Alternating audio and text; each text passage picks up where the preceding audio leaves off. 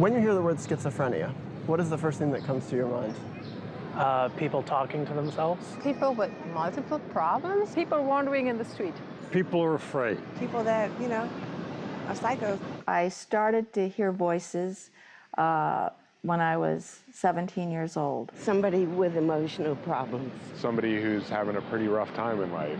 I couldn't really make out what they were saying. I think it's split personality, but I remember that it's not. I think it's more like you hear voices. It was like wind, like wishing of wind. Voices in the head. Yeah, voices. If you had to hear voices all the time, I can see how it could drive you nuts.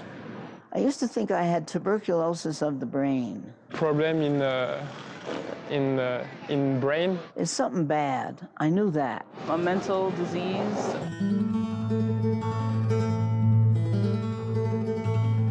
I couldn't even go to a phone book to find a phone number. Disorientation. Sort of out of touch with reality. I was sure that people knew what I was thinking, Paranoia. knew what I was hearing. Having irregular thought patterns. I was hearing full-fledged voices. Flipping out. Kill yourself, kill your mother, kill your sister. Imagine if you heard a counterfactual voice in your head telling you horrible things about yourself. I totally believed that Kill your mother, kill your the sister. devil had taken me over. Psychopath.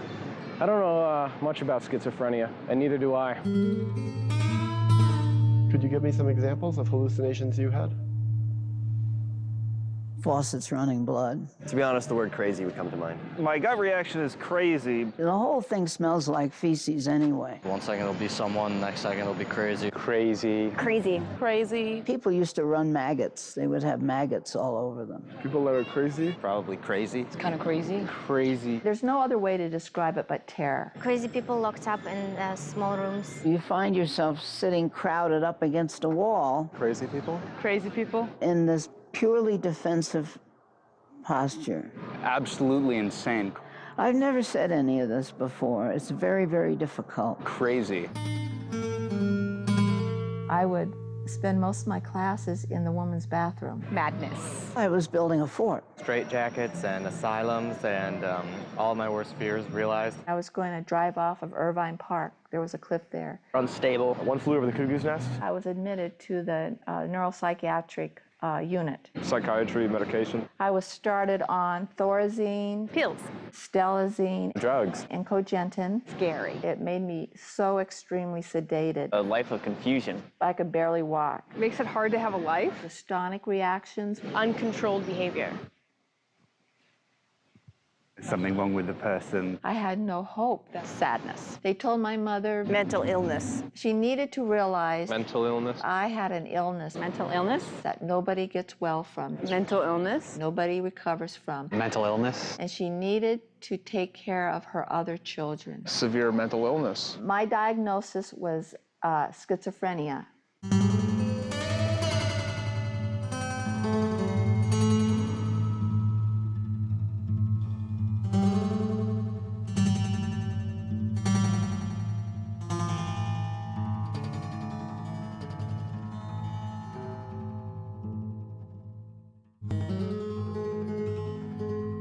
I have never met a schizophrenic whose life wouldn't have driven me crazy if I had lived it.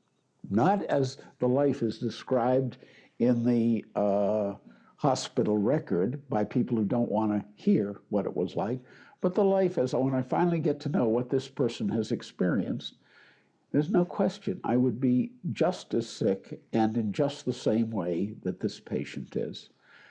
And in fact, I've never worked with a schizophrenic where I have not walked away from some session with the feeling, my God, a human being has lived this way.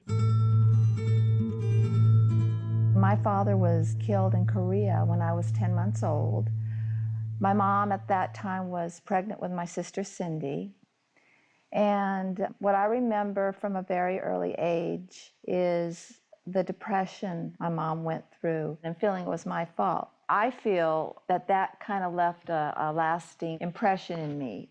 I had to be extra good or else my mom might not be with me or might want to leave me, or I felt it was up to me to keep her love. Her mother was not a person who understood separate identity either. Her mother regarded Catherine as the reincarnation of Catherine's dead father. So Catherine was this unperson. When I was 6 years old, my mom remarried, and she remarried another Marine.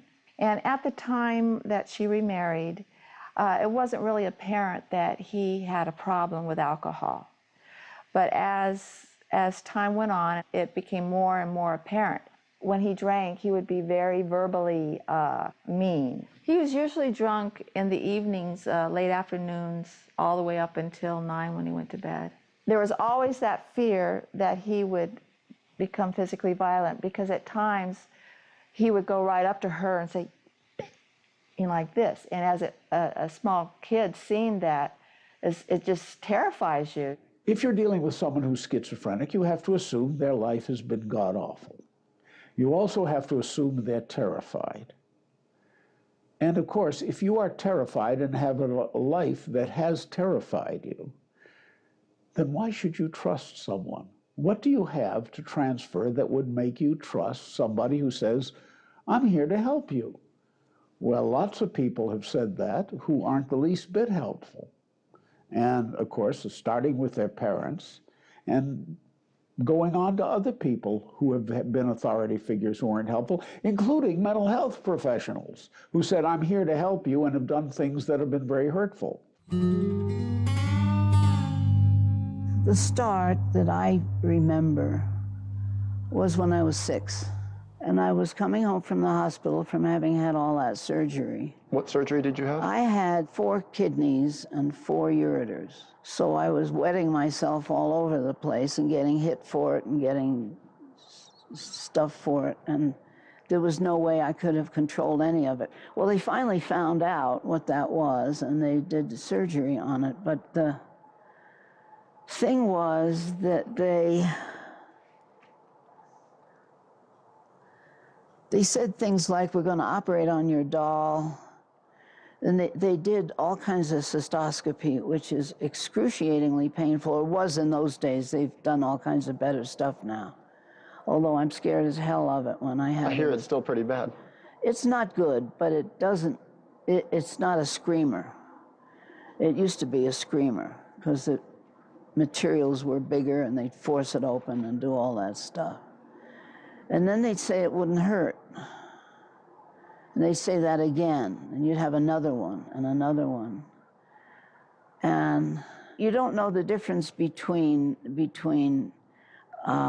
urethra and vagina anyway when you're, before all that fun stuff happens. So it all seemed like the down there part, and leaking and bleeding and all of that stuff.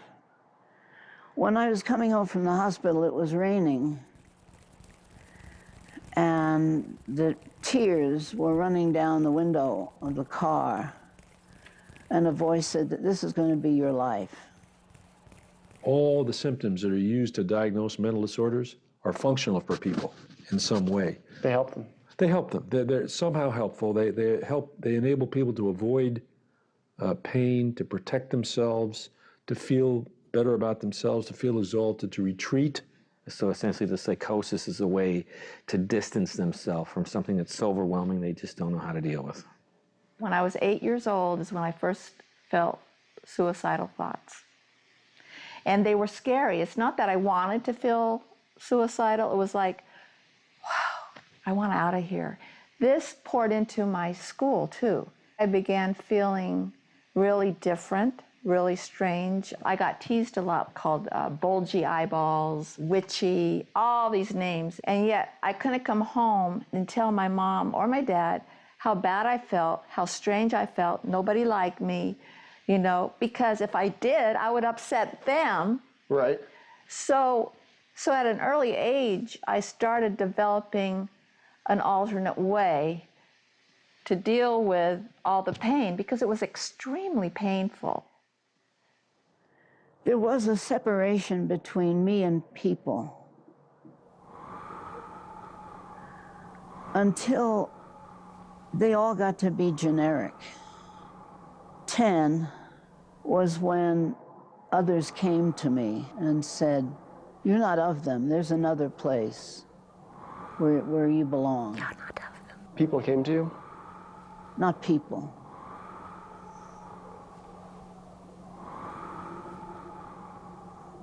Somethings.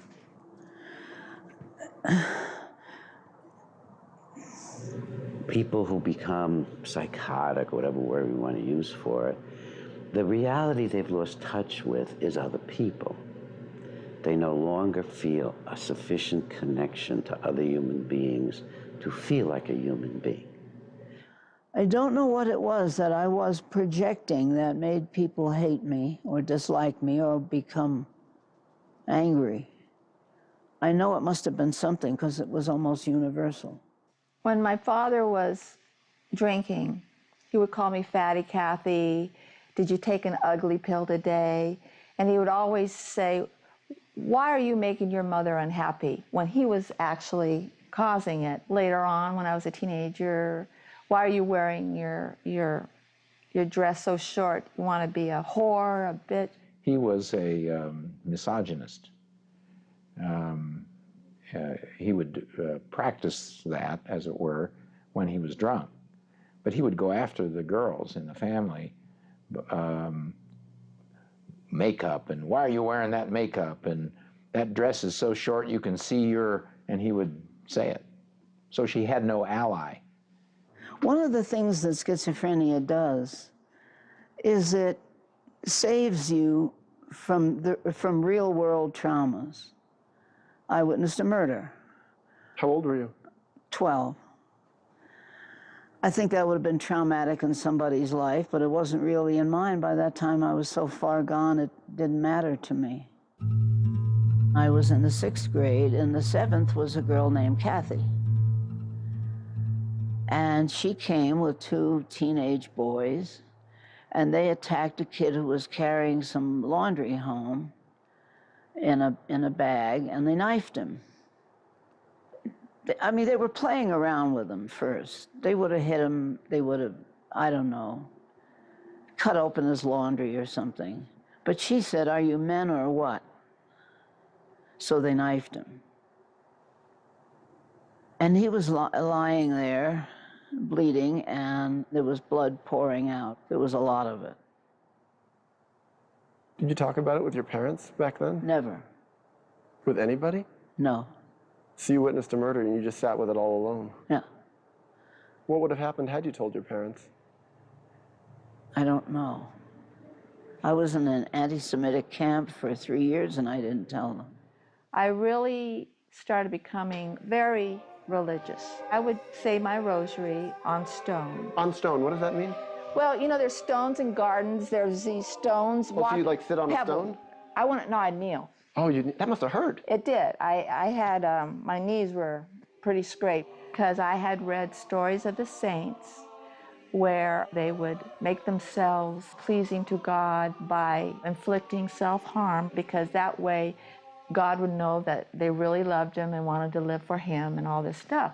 So I felt if no one else wanted me, God would want me. You try desperately. You try so hard. And you look at other people, you try to act like them. It doesn't work, so you try something else, and that doesn't work. Nothing helps. Human beings get to feel helpless. And that's the fundamental problem that human beings have. You know, we are born very helpless. And when life gets overwhelming, we fall back into the helplessness. Parents try to dress it up. People try to dress it up. Well, she's creative, she's sensitive, she's this and that. If only you would do something with your hair, dress a little better. Get out a little more. Out is not where I want to be. And dressing is putting a dress on a warthog. What do you think causes schizophrenia? I don't know. Chemical imbalances. Some sort of neurological process that went haywire. Something is wrong in the brain. In my abnormal psychology textbook, there was something about it's like nature and nurture. Like there are certain things like having abusive parents or being sexually abused as a child like increases the chances that you'll be schizophrenic, but it's also a chemical imbalance in the brain. All right, let's go to the broken brain theory, okay? Because this is important, because this is sort of the crux of the fraud that has been told to people. Maybe a chemical imbalance, I think it could be. Something depleted in your brain, like some chemical, it's that there's too much of it or not enough of it. You go to Washington Square Park and ask people, what is schizophrenia? A chemical imbalance, I guess. I'm pretty sure that it's a neurological disorder. Overload of brain activity. They have broken brains. The drugs help fix it. People with schizophrenia symptoms are often helped by medications that act on the brain, so that makes me think that it's a brain disorder. When I was a newspaper reporter, I used to write that stuff. Alterations in the chemicals of the brain. Biological factor? Chemical imbalance. Because that's what people told me. It's an imbalance. DNA. Neurologically diseased? But it is intellectual fraud. Chemical imbalance? I'm sure the condition has always been there. It's part of the human genome and memnome. It's easy to prove that it's fraud. I mean, a guy named Kenneth Kindler, who's editor of one of the magazine journals, I think it's Physiologic, I forget exactly which one. In 2005, he says, we have looked for these chemical imbalances and we have not found them. Most likely chemical imbalances in the brain. A guy by the name of Роберт Carlson was one of the initial promoters of this hypothesis. 1992 says it didn't pan out. It's just a brain disorder that develops. Hormonal, mental imbalance. Chemical imbalance. John Kane said in 1993 or 94, big psychiatric researchers, the dopaminergic hypothesis is no longer credible. I have a neuro degree, so I know it's an imbalance of dopamine receptors. Didn't pan out. Something that is just not firing right in your brain. Didn't happen. Could be an organic thing in the brain. Oh, in fact, if you want, I'll get you a book by Steve Hyman, okay, who was a former director of NIMH, and he said there's no evidence, this is in 2002, of a lesion in the dopaminergic system in schizophrenia. Some sort of chemical imbalance. So why does the public believe something differently? I would assume a chemical imbalance. Because they lie to us. Chemical imbalance in the brain? It's sort of a combination of drug companies, Chemical imbalances. groups that they fund, they provide money to, Some sort of chemical imbalance? like the National Alliance for Mentally Ill. Chemical imbalance in the brain. The psychiatric researchers, when they're talking to reporters, they'll say, I remember when I was first reporting on this, they would say, these drugs are like insulin for diabetes. Maybe it needs to be drugs in the same way that a diabetic. So I'd say, well, how so? And they'd say, oh, it's correcting this chemical problem. Chemical imbalance in the brain. Okay, I'd write that. Physiological or chemical. Then later, once I did my own research, I'd come back and say, and they'd say, oh, it's like insulin for diabetes. And I said, well, no, it's not. It's not what you found. And they'd say, oh, you're right. Every time, oh, you're right. And I said, well, why do you tell people that then? Chemical imbalance in the brain. And they'd say, oh, because it gets people to take their drugs. I don't know too much about it, but I know that you need medication. It's a convenient slogan. Chemical imbalance. Chemical imbalance. Chemical imbalance. I said, but you're lying. They'd say, oh, but we know the drugs are good for them, blah, blah, blah. You have to take your pills. Well, why don't you just tell them that we think your drugs are good for you, but we don't know what's wrong with your brain? Probably a chemical imbalance. Isn't it wrong to tell somebody that they have something wrong with their brain when you don't know that? Could you tell me what a mental health professional might best say to not help someone with schizophrenia recover? Well, the usual thing. You have this genetic physiological disorder, which is incurable, but with the best of modern treatment, by which I mean medication, you can be marginally acceptable to most people most of the time. What do you think is the best treatment for schizophrenia? Medicine? Medication? Medication. Medication. Well, if I was a doctor, I would probably say drugs. What's happened now in the psychiatric residencies is they've been trained to treat psychotic individuals, that the word treat has come to mean medicate. They've been told talking with these people can be very dangerous to them, so don't try doing uncovering work with them. They, by and large, aren't trained that well to do psychotherapy with anybody. I once asked a therapist, if there were any brain disorders that were beyond, traditional treatment, and he said the only one that's not really treatable is schizophrenia. But I know that there are medications that help. Virtually all postgraduate education in psychiatry nowadays is paid for by drug companies. Psychopharmaceuticals. Some type of pharmaceutical. I think the drugs, I think there are more and more new drugs. Probably medication. Medicine. Mental hospital, I don't know. You have to see a psychiatrist, you know, get some drugs.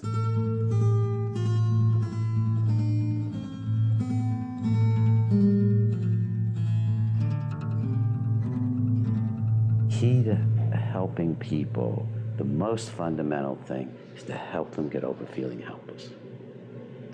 To help them understand they can actually figure things out and make decisions, make choices. And you can't do that if you're giving medication, because you're saying to them, you can't do it. You need a drug. Medication? Medication. Medication. Medication. Medication. Chemical stabilization. First of all, you got to stabilize this person. When I met Catherine, I was a first-year resident at UCLA. They sat down, she and her mother, in this little room where I interviewed her, and she sat with her head down, and her hair was all over the front of her face, so you couldn't see her face, just the top of her head. And the only word she said during the interview was, "I need to be in a hospital." So I admitted her up onto the ward at UCLA, and I intended to treat her with psychotherapy only. The evidence is that most people who get real therapy do get better. It may take a lot of work, or it may take a little work. Well, it usually takes a lot of work if they're schizophrenic, because people who are schizophrenic have very serious problems. The research that says it's not effective is oftentimes done with therapists that don't know how to do the therapy, maybe don't even want to do this kind of treatment. It's hard work. It's gut-wrenching, grueling work. Working with schizophrenics challenge our own sense of ourselves and our own beings in many, many ways. And so sometimes that can be exciting, and sometimes it can be pretty threatening. Sometimes you feel you're going out of your mind. Dr. Dorman saw me for 50 minutes, 5 to 6 days a week. The first three to 6 months even, I didn't speak. I rocked back and forth. She was right out of an old textbook, the old Krepline description of a catatonic schizophrenic. I was sitting like this in a fetal position on the chair, and I didn't look up, and he would sit there. And he would sit there the entire 50 minutes with me, not saying a word, rocking back and forth. Sometimes she would sit catatonically still with just a slight little rock, and she was so shut down, she didn't even swallow her own saliva. She left her mouth open a little bit, and her saliva drooled down all over the front of her dress and drip in a string off the hem into a puddle on the floor. And people would talk about how I looked. Right in front of you? Right in front of me. What kind of things would they say? Well, there were these two volunteers there, and they were older ladies, and one lady said, "Look at her, poor dear. Some of them just never make it. Isn't it a shame?" Presuming you couldn't understand. They thought I couldn't hear it, and I could. I mean, yeah, I was psychotic. Yeah, I was hearing, but I could hear that too. Isn't it much easier to give somebody a pill and get rid of them? You know, when I worked in a hospital that gave shock, if the psychiatric resident was angry at a patient and had no insight into it, within 2 weeks the patient was being given electroshock treatment. If there's one fact that you can glean from the history of psychiatry, it's the power of psychiatrists to be deluded about the merits of their therapies. There's various reasons for that. But history tells us that really clear. Because the way it tells us that is we see so many discarded therapies that when they first came up, they were seen as miracle therapies. They were seen as cures. For schizophrenia? For insanity or schizophrenia. I mean, you know, if you go back far enough, bleeding people was a cure. Spinning people around was a cure. You know, electroshock was a cure. Metrazole convulsive therapy was a cure. You know, scrambling the frontal lobes was a cure. Through lobotomy? Yeah. I mean, so lobotomy, the frontal lobes are the frontal part of our brain, right? When that was introduced in the 40s, really, it was seen as a miracle therapy. And when psychiatrists initially did research and evaluated the patients who'd had their frontal lobes scrambled or cut off, They basically concluded it couldn't make people with schizophrenia worse, it could only help them.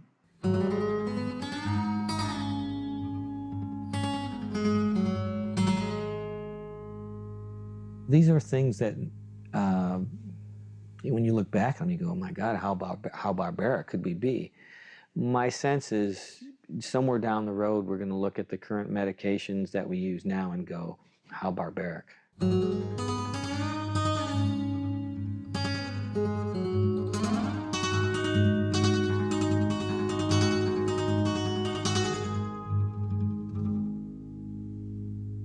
She would sit and rock and knead her fingers in this kind of agonized, it was a declaration of agony, and rock. Grit her teeth like this. Finally, about, I'd say 4 to 5 months into seeing him, he made a comment. He said, reality could be pretty scary, can't it? And it was like, wham, an antenna went up. Nobody had ever told me that. Nobody. Here I was just doing my own internal world thing. It hit a chord. And I thought, how did he know? How does he know? And that was the beginning, the start of beginning to have trust. That was when the antenna went up. I didn't know that because she didn't tell me until, 8 years later. In time, during our sessions, little by little, I started to open up. And I didn't open up all at once. It was a process, because for me to trust was kind of like a death sentence, because my experience was to trust, especially in people close to you, meant that you were going to be hurt or even abandoned maybe. You sit and you point out what a safe room they're in. You remind them that you're not going to give them drugs no matter what they say or do, and you're not going to lock them up no matter what they say or do, that you're just here to be there and talk with them about who they are and what's going on. And you just see people begin to regain their trust in another human being.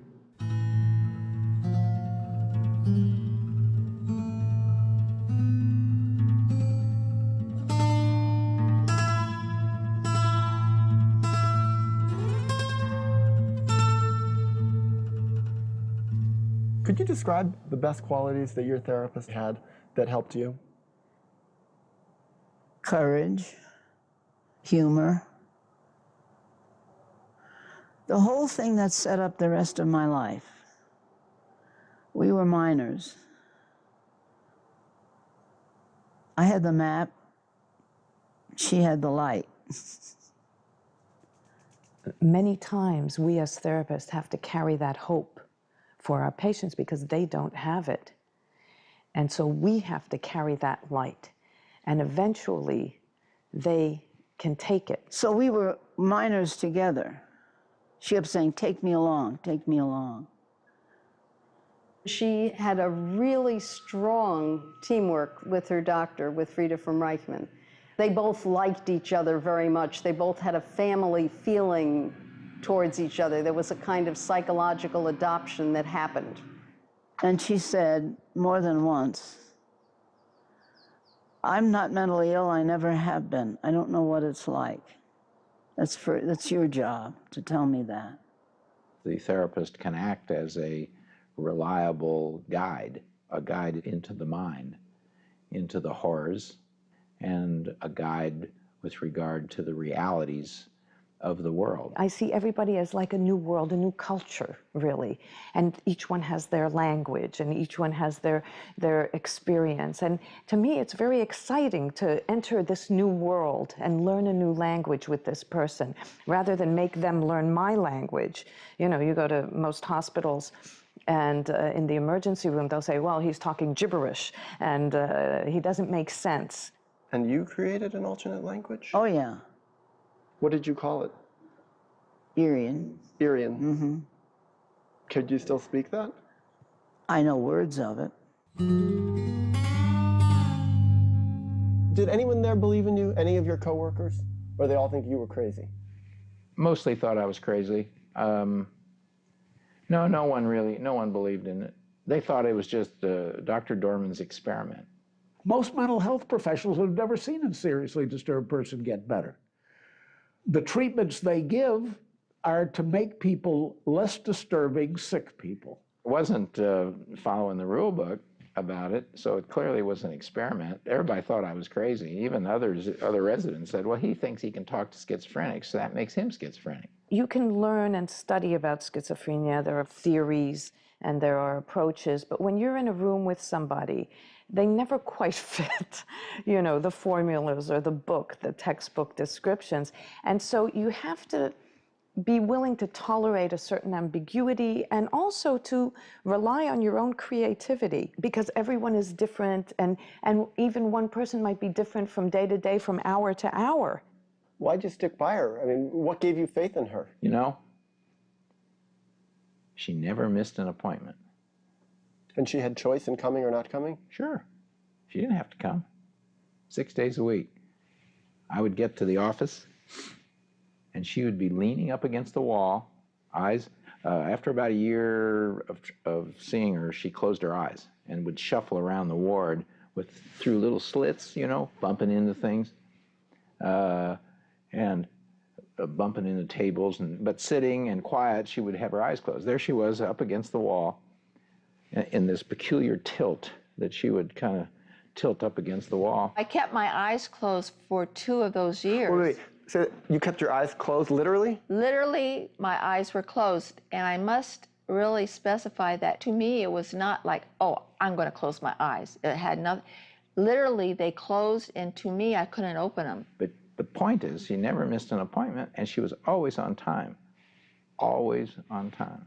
I made those sessions with Dr. Dorman because he had planted a seed.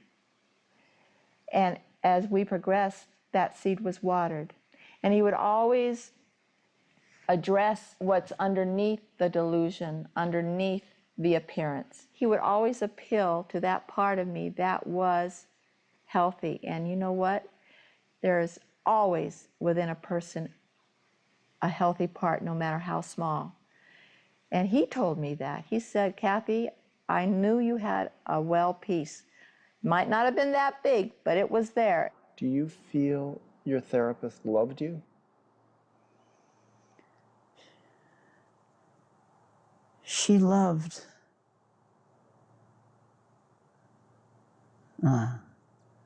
She loved the health in me. She loved the strength in me. Those are the weapons. Those are the weapons. The beginning, I kind of saw him as Jesus, you know, because he was there and he was kind and he listened. But the more I talked and developed a connection with Dr. Dorman, the psychotic process got worse. I started hearing voices to kill Dr. Dorman. Schizophrenics take life to the edge in some way. They live on the edge in many ways. And many of us are frightened of that, but others of us get excited by that edge and being right there, and how can we, you know. And so there's something about that I think attracts a certain type of therapist to work with schizophrenics. How was it for you when she wanted to kill you? I remember when we first talked about it. I said, well, Catherine, maybe it's the same for me and why you hear voices against your mother. For you, closeness and tenderness can be a horror because it puts you in a terrible position of smallness and dependency. Maybe that's why you're hearing voices against me, is really the development of something tender. You know what happened? She never said a word, but afterwards the nurses heard her just crying deeply in her room after I said that. And I didn't say any more than that.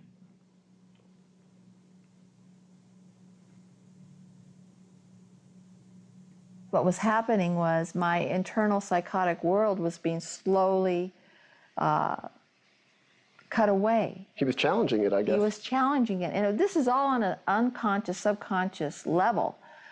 So I had suicide attempts. In the hospital? In the hospital. Of what variety of suicide attempts? Well, I tried hanging myself when Dr. Dorman was on vacation.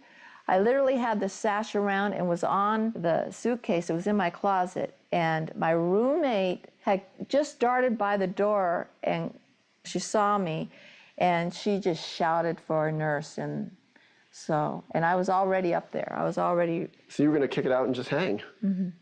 And when he got back from his vacation, he came up on a weekend to have a therapy session with me on the suicide ward to process all these things. What if she had killed herself when you'd been away?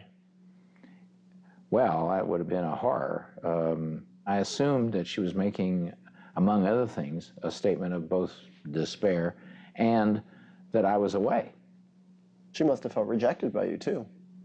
Or abandoned? Probably both. But you know, that was part of her learning curve. Part of the learning curve is that I had to go away, that she had to exist separate from me. So she had to learn to live without you? That's correct. So it was actually good for her that you went away? That's right. See, there's the danger, though. When people feel despairing in the moment, you can find that there isn't a full commitment to kill oneself, but one can end up, she could have ended up killing herself by accident. And your suicide attempts? The usual, cutting your wrists with razor blades. Apparently it was not the usual one or two. I mean, little. It was deep, and I kept going at it, but I never did find anything that was good enough, and I just kind of get tired of doing it. I had to face these inner demons. I couldn't go around it. I couldn't go above it. I couldn't go under it. Trying to just alleviate symptoms was tried on me with the stelzine and the thorazine. That did not work. Did you ever take any psychiatric medication when you were hospitalized at Chestnut Lodge? Well, if chloral hydrate, Seconal, Nebutol, and all the tall-talls are psychiatric medication, yeah, a bung full of it. Did they help you? Well, what you do is you get a night's sleep. Somebody comes along and clubs you.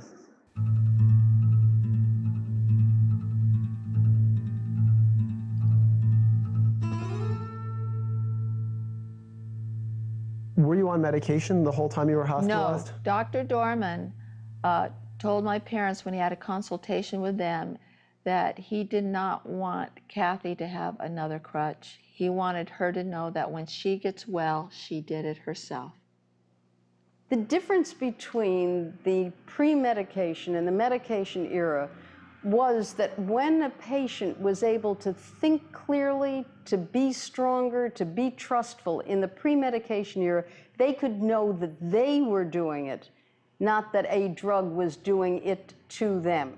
I prefer to work with them without the medication because at least I know also what I'm dealing with. Because the medication also blurs and covers up certain things. And then I don't know exactly what I'm dealing with, neither do they. He thought that I really hated my mother.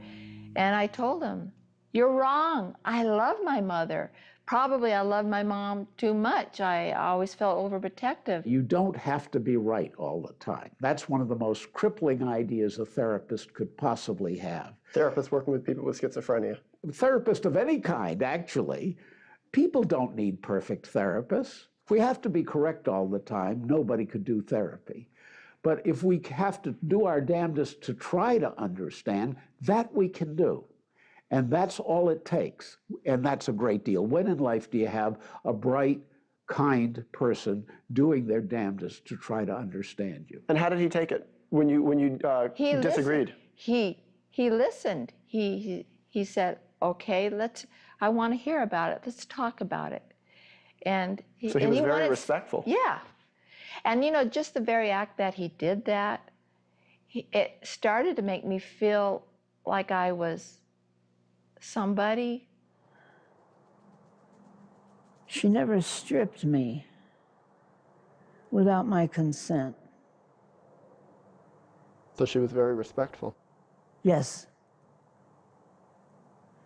She knew the difference between problems and symptoms. She knew the difference between being creative and being crazy and being religious and being crazy. And that was delicate stuff for me. We had an I-thou relationship. With the previous... Can you explain that to the... It was an I-thou. I was a human being.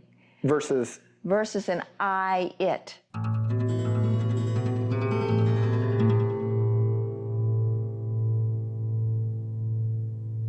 Do you believe that someone could recover fully from schizophrenia and, let's say, live a life without medication? Without medication? No, I do not. I don't think so. Medication seems like it's pretty necessary. In the area of neuroleptics, we've had 2 good long-term outcome studies. The first was done by Courtney Harding, who's now at Boston University. Not without medication. I don't believe it's possible. She followed the long-term outcomes of people who, in the 1950s, diagnosed with schizophrenia on the back wards of a Vermont State Hospital and given up for lost. I don't know if they could recover, but somehow adapt and be able to cope with it. Now, it so happened that in the 60s, Vermont had sort of a very sort of socially progressive model for rehabbing these people. So she followed them up in the 1980s. It's maybe slightly possible, but probably not. And here's what she found. I don't think so. They could recover, but not fully. She found that 1/3 were completely recovered. Asymptomatic, out there, you didn't ever know they were schizophrenic. Don't recall that I've seen those cases. Another 34% were doing pretty well, some pretty good social functioning. I don't think so. 32% were pretty chronically ill. I don't think that they can recover fully because that's something, I believe, something so strong would be embedded in your brain. There's something real key here. Of those who had recovered completely, they all shared one trait. And that trait was everyone had quit taking his or her medication. No, not without medication. No recoveries in those who followed the paradigm of care where you stayed on drugs for life. I don't really think so. No, I think you need to take your medication, yes. The second one was just released. I think you could live without medication. I don't know if you'd recover. Following people diagnosed with schizophrenia in Chicago for 15 years. And they found, and this was just reported in 2007, May 2007, that 40% of all people diagnosed with schizophrenia who got off their medications eventually recovered. Asymptomatic, doing well. Not fully, but I think they could live a pretty normal life. Now, only 5% of those who stayed on their medications recovered. I don't think so. So that's the best long-term study we have in modern times, and it tells you quite clearly that if you want people to recover from schizophrenia, if you want to give them their best chance possible, you get them off the drugs. Fully, no. So that study's done. It's funded by you and me, the taxpayers. Now you go and find one newspaper that reported on that story. I wouldn't think so. I don't know why I wouldn't think so. Why not? Because the NIMH didn't promote it, psychiatry didn't promote it, and they didn't promote it because it didn't tell the story they wanted to. From what I've heard, no. If the reverse were true, 40% of those on drugs recovered versus 5% of those off drugs, that story would have been plastered all over the news. From what I have heard, I think it's fairly permanent unless there's medication involved. That's dishonest science. That's of a discipline that's dishonest because when they get results they don't want, they don't broadcast them to the public. I don't know. Doctors don't know. I don't know either. Is Harding's story well known? Do you think young psychiatrists are being told, you know, we followed schizophrenia patients up for 30 years, and we found that, believe it or not, we don't have to be so despairing. 1/3 completely recover. Now they all happen to be off their drugs, so what we should do is help them get off their drugs. Right. I started getting despairing at the end of my residency. She'd been in the hospital close to 3 years, and she clearly looked worse than when she came in. And my inner thought was that she would end up in the state hospital, that I had failed. And her mother said this, "I'll just take her home. All she needs is love." I turned to Catherine and I said, "Catherine, you know you can't go home. You'll either kill your mother or you'll kill yourself, and there's no way to get better." But since I was leaving residency, I transferred her to a small private psychiatric hospital so I could continue to see her. The first visit, there she was still in that catatonic kind of thing. And she also had a high-pitched, squeaky voice in those days, too. And the first thing she said when I sat down was, she did this. Thank you, Dr. Dorman, for not letting me go home. I found it so disruptive at first because I was put in a room with 4 other girls, one of these dormitory rooms. And at UCLA, I just had one roommate. And here I was laying in bed trying to stop the voices, you know, trying to concentrate and go down and do what I... Oh, basically to zone out. Yeah, zone out. And here these girls were talking about what psych... Oh, did you see John? What a bod. And he would make a good lay. And it was driving me even more. It was like... So I had that going on. And I would meet with Dr. Dorman and I would say, I need to be in my own private room. It's too painful in there. I can't concentrate. And he said, Kathy, you can handle it. You don't need to be isolated anymore. And it was like, you know, and you know what? That was the best thing he ever did. I had come out from the disturbed ward almost 3 years, and that's long after they kind of give up. In most state hospitals, it's 2 years, and I don't mean 2 years in a day, I mean 2 years. And then what do they do? Then you're chronic, you're back ward. Oh, I see. And they give you a chance, they try, but you know, we're not gonna make it, we've got other, it's a triage thing. And I was almost 3 and heavy. As I stayed in that room, more and more, I was diverted from all the other stuff in my head. Not only was I diverted, but it was like I started becoming interested in wanting to know what's lay and what psych tech is that? Convalescence takes a hell of a long time. For one thing, you have to learn the difference between problems and symptoms. You have to learn the difference, you have to learn how to act. All of a sudden, I began feeling wonder. I began feeling curiosity, and we talked about it, and our sessions became more where I really did all the talking in the sessions. I would talk about wanting one day to really have a boyfriend and things like that, things I would never have spoken of before. And I had to really process the new feelings. I was developing feelings again. I had split off my feelings a long time ago. One day in OT, occupational therapy, I was able to open my eyes all the way, and everybody in OT, occupational therapy, came over and hugged me. I started drawing. I drew pictures of a mermaid, of a beautiful mermaid. I used colors. The day after that happened, I went for my session. She said, my eyes are fluttering. I can't stop them. I said, oh? Yes, she said, and she did this. First time in 2 years. Big wide eyes, like this. She looks around. I was stunned. I didn't know what to say. But I saw everything upside down, like even the day before, like you would be upside down and you would be like in slow motion and I would see you through my mouth. In other words, my eyes would be where my mouth is, so I would be looking. And I remember telling Dr. Dorman this, and he said, Kathy, you've had sensory deprivation for quite a few years. This is normal. It will start coming back. Now, I asked her, like, later, well, what was the event that triggered that? She said, there was no event.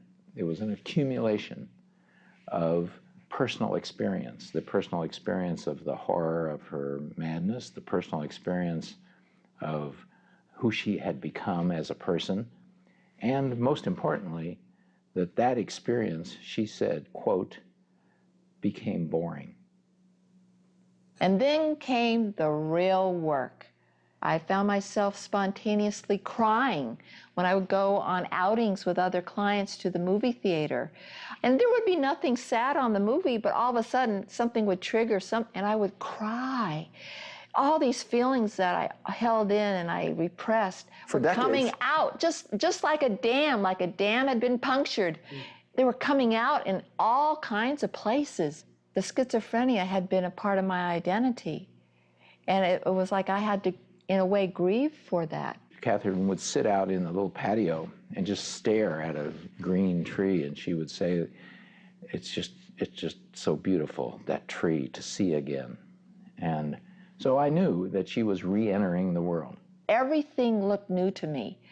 The flowers looked new. It was like the sun had a new meaning to me. The moon had a new, everything was like something out of a fairy tale in a way, but yet I knew it wasn't a fairy tale. She says, I'm ready to see the world, and she grinned because of the double entendre. And she always had that little sense of humor from that point on. Even before, there was sometimes a little irony in what she would say. See, under all that schizophrenia, she was there. All schizophrenics are. All humans are. When I was discharged, January 1973, I ended up going there for day treatment for another 4 months. But I saw Dr. Dorman every day, Monday through Friday. I took the bus to his office, and I saw him for 55 minutes. When I got out of the hospital, I was living outside, still an outpatient. And I was singing in the church choir. I went back to school. I took summer courses. And I got my GED, and I was going to classes. I took psychology, philosophy, and I think sociology. And I tried with everything I had. I gave it everything I had to be present there, to be there. And I got straight Fs. And somebody said to me, you're a very odd person. You're a strange person. You seem to be not here. I remember going to him, telling him, you know, what's the purpose of me getting better like this when my brain's damaged? I thought, the world is full of titans. These people are titanic. I can't study. I can never do what they do. What good is it if I can't go to school? How am I ever going to do that? He told me, he said, Kathy, every faculty you had before you got ill will come back. Give yourself time.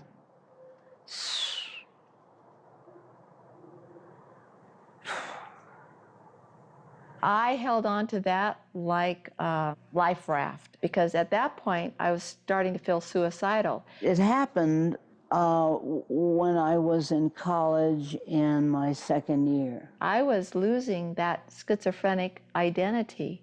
I looked in the mirror and I didn't recognize anything I was seeing. It was awesome and wonderful and terrifying at the same time. And I didn't recognize the life I was living. I was starting to develop a new identity. And I went bonkers. If I didn't have Dr. Dorman to process all these new experiences and feelings, and I ended up back upstairs. It would have been so easy. Disturbed. Allow myself to slip back. I felt so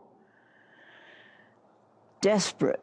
That next semester I skipped. Some guy came in to do something in the cabinets, and I said, is this going to be my life? And then I took it the fall. Am I going to spend my time going out, getting socked in a kisser, and coming back here? And I got straight B's on all those classes. And he shrugged and said, it's worth a try, ain't it? And from then on, I was doing well with the school and the studying. Pick yourself up off the floor, spit out the carpet, and get on with it again.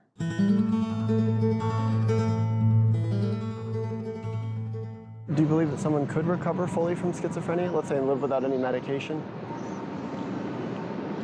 Probably not. You know the data from cross-cultural studies that in countries where they can't afford to medicate, the long-term recovery rate is twice as good as it is in countries where nearly everybody's medicated. My instinct is probably no. And the chronic disability rate is twice as high in the United States and other countries where almost everybody's medicated as it is in countries where they can't medicate. These are the World Health Organization studies. I think it'd be really difficult. So it was US and 6 other sort of European countries, rich countries. And then the poor countries were initially India, Colombia, and Nigeria. I don't know. I don't know. I really... You know where the best outcomes were? In rural India. And there, only 2% of patients, or 4% of patients were kept on antipsychotic medications. If there was an absolute recovery, that'd be great, but it might also just be sort of learning to live with it. Now, if I'm a doctor, and I look at those outcomes, and I hypothesize that medication use is a variable that changes long-term outcomes, and I find that outcomes are better in countries where they don't maintain patients on the drugs like long-term, what am I going to decide? As I understand it, most psychological disorders are lifelong diseases. And I think you can recover in the sense that you can have a happy, balanced life if you're on your medication. I don't know that it can be cured at the moment. I mean, if there is a psychological imbalance and there were some way that they could go in your brain and change your brain chemistry permanently, then sure, but I don't think that's available at the moment. I'm going to go, oh, Christ, we should be doing something different. We should not be keeping people on their meds all their lives. We should be trying to minimize use. Without medicine, I think that it's impossible. Well, was there any discussion of that? No. The way things work now, no, I don't think that it's possible. Was there any acknowledgement of that by Western doctors? No. I sincerely doubt it. They seem to get worse. Most mental health professionals never even heard of those studies, even though they're done by one of the most reputable research groups in the world. I think that you cannot recover from schizophrenia, but you can keep it under control. Reputable and non-radical, too. That's right. They're not the least bit radical. In fact, they did the studies to show how good the new medications were. No, probably not. But they were honest. When they found the opposite, they didn't believe it at first, thought it must be that in countries where they don't medicate, they're using different diagnostic criteria. But they published their findings saying, we don't believe it.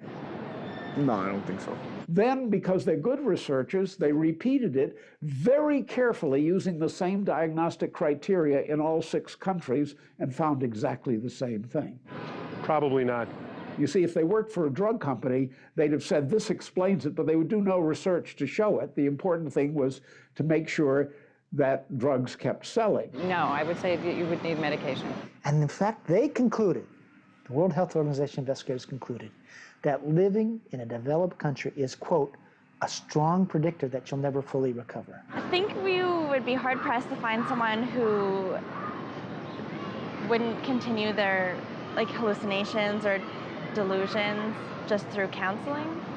So I'm not so sure that something other than medication would be able to fully alleviate all the symptoms.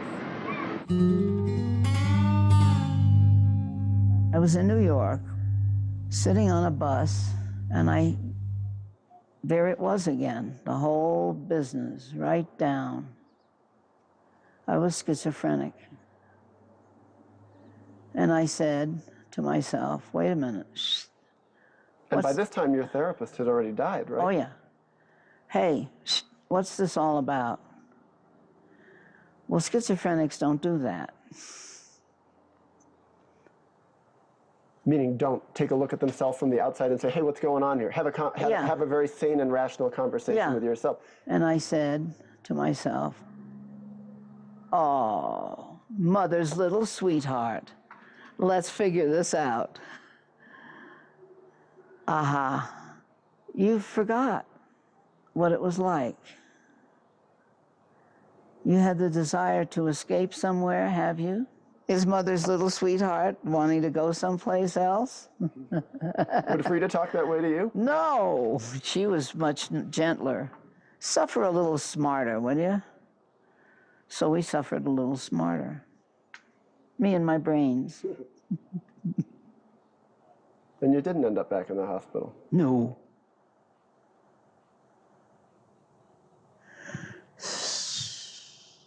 How long have you been married to Joanne? 51 years. 51 years. Yeah. In the whole time you've been married to her, have you seen any symptoms of schizophrenia? No. Not in her. Were you ever worried that you might see it? No, frankly, no. No, I never really did. What led you to have such confidence in her? We were together for a while before we were married. I just felt that she was free of all symptoms. Do you feel that you are at any risk of becoming schizophrenic again? Never. I have no fear of that whatsoever. She was given an MMPI when she was admitted, and the schizophrenic spike and the paranoid spike were extraordinarily high. It was clearly the MMPI that would be interpreted by an objective observer as this person suffers from schizophrenia. And then I asked her 10 years later to complete another MMPI. So 1979, 2 years post-treatment, and it was within the normal range. There are no spikes. The schizophrenia is gone. Have you taken any psychiatric medication I have since not then? taken any psychiatric medication since November 1969 when I entered UCLA. Do you ever dream that you've returned to being psychotic? I used to the first 4 or 5 years. First 4 or 5 years when? Of recovery. This was from 1973 to about 1977 or 8. Periodically, I would have dreams where in the dream, I would be back where I was hearing voices. And kill yourself, kill your mother. With the disorganized thoughts and everything. But I was still seeing Dr. Dorman, and so we discussed that in the sessions, and he said, see how healthy you're getting? It's coming out in your dreams now. It's no longer a part of your conscious reality. And he said again, he said, and in time, you won't even have it in your dreams. And he was right on. Do you ever dream that you've returned to All being, the time. being psychotic or schizophrenic? All the time. I mean, not every night, no, but every so often. Is it a fair question to ask for a type of, like a specific, like a dream that might encapsulate that? Well, I'm in a hospital somewhere in restraints or something, and I'm back again, only I'm older and I don't have the necessary vim and vigor to do much about it.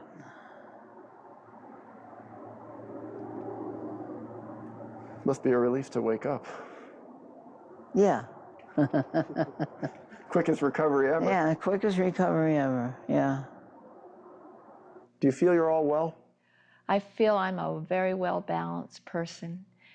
Do I at times get anxiety and get stressed out? Yes. Do I at times get depressed sometimes? Yes. But the difference is I know I have within me the tools and ability to not let that overcome me and become my life. What are the tools you use now? If you feel bad, get one of the tapes of stuff I've sung and bay and howl against the music. I journal. Sing alto parts. I will play music. I've sung a whole lot of wonderful stuff. Go do it again. I will dance. Dance has always been a very cathartic experience, a very therapeutic experience in my life. Work. I do poetry, a lot of poetry.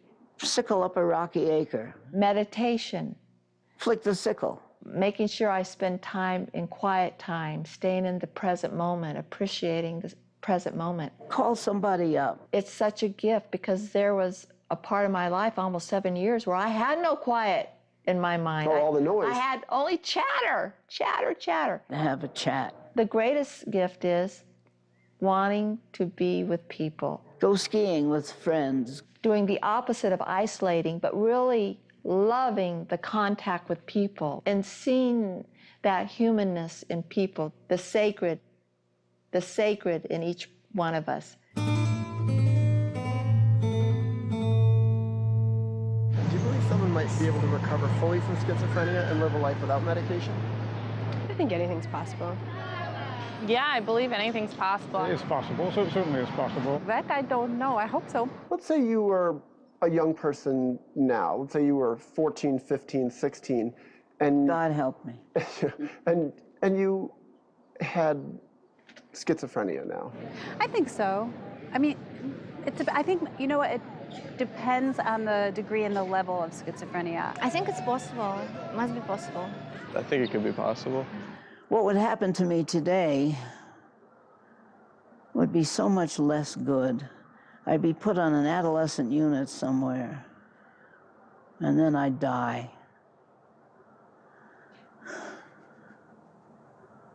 You never know, maybe.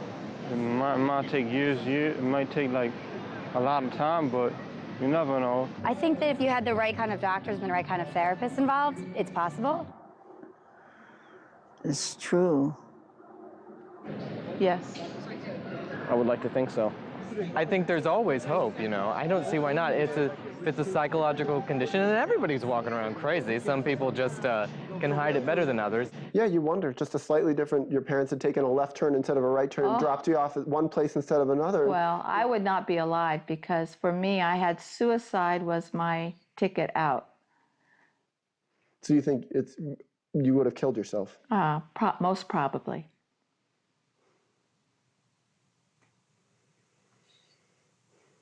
I don't know whether it's possible, frankly. The schizophrenics I've known haven't done well. One jumped off a building. There are people who wake up from coma after being there for 18 years, so yeah, I do believe it. Before you met Kathy and heard her story, did you know that people could recover from schizophrenia and live lives without medication? No, I did not. I thought it was sort of like a one-way street. I think it can be possible. Yeah, I think it seems feasible, especially if they have good support group, good group of friends. Did you make friends in the hospital? Yeah. Good friends? Yeah. Still. I believe it's possible, sure, sure. I believe so. I certainly don't believe that it's impossible. We had a reunion, 4 of us. Really? Yeah. All diagnosed with schizophrenia? Yeah. All recovered? 3.5. 3.5. 3.5. I think if they wanted to, if they 100% passionately, like with all their being wanted to, I think they could. She died, by the way. Which, the one who half made it. Yes, I do. If they have the proper treatment and they have the willingness to change their life. I would hope so. But the other 2 are fine.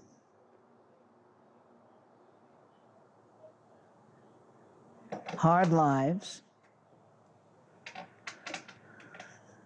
hard work. Taking psychiatric medications? Certainly not. Well, since I don't believe medication is necessarily necessary, sure. I think it is possible, but I think it really depends on the individual. I care about people who are going through what I went through because I've been there. Probably. I think the mind is capable of enormous change, so probably. They are some of the most beautiful, courageous people I've ever met. If they really wanted and understood what they had, their disease, that yeah, they could probably do it. I'd like to think so, since I don't believe in medication. And it saddens me when I see society and the media portraying them as these buffoons, as these psychotic, knife-wielding. Yeah, I'd hope so. I'd hope so. Although the cases that I've heard of that come into the newspaper seem to be people that have come off their medication and had a bit of trouble. Sure, that happens, but that is not the majority of people who have a mental disorder.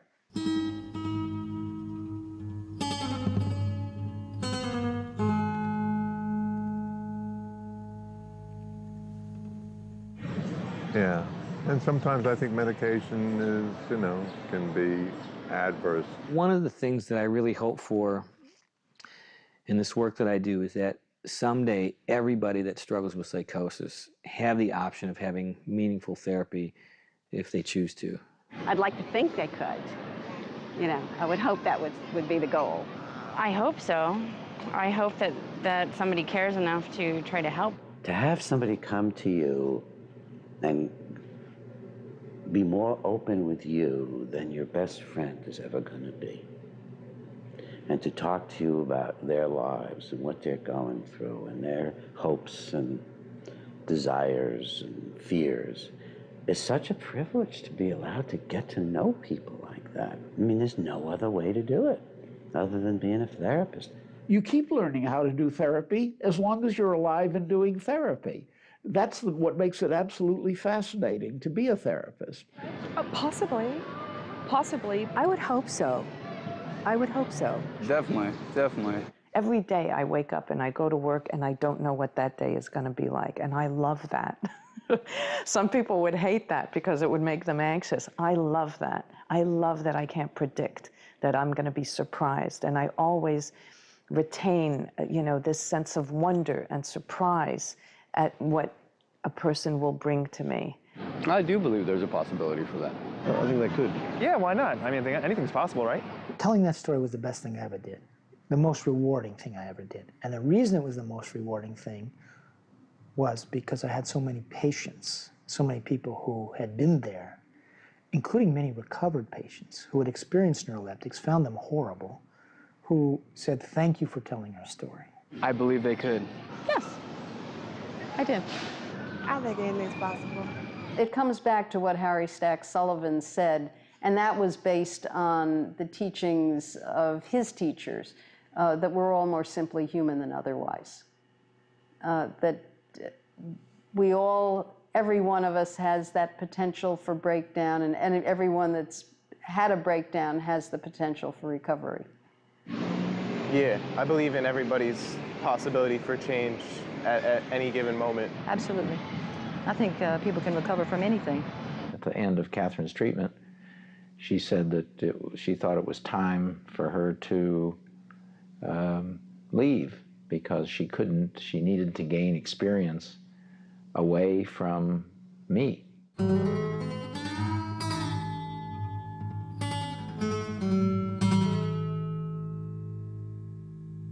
And I agreed. And she said that she would miss me. And at that moment, I thought, my God, I'm going to miss her too.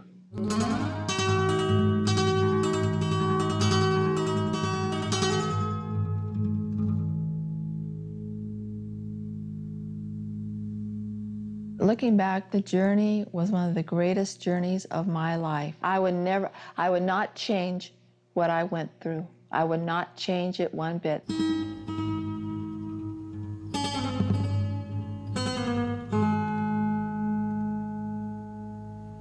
Are you ever surprised your life turned out the way it's turned out? Not surprised, dumbfounded, shocked, amazed.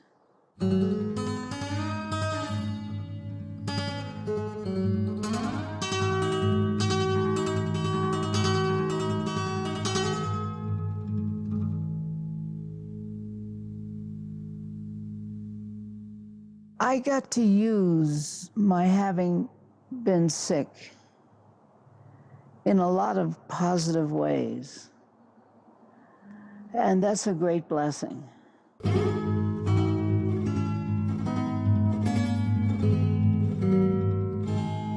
I can talk to you for a purpose.